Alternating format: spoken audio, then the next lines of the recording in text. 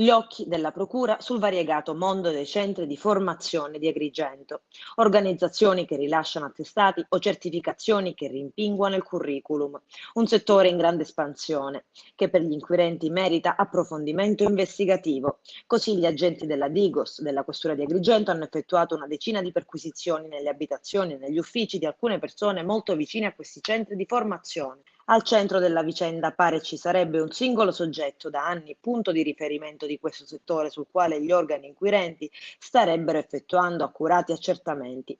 Gli agenti hanno acquisito e posto sotto sequestro giudiziario una corposa documentazione cartacea e anche informatica, tutto materiale adesso al vaglio degli inquirenti. Le ipotesi di reato in questo momento in corso di valutazione sono quelle di falso e truffa.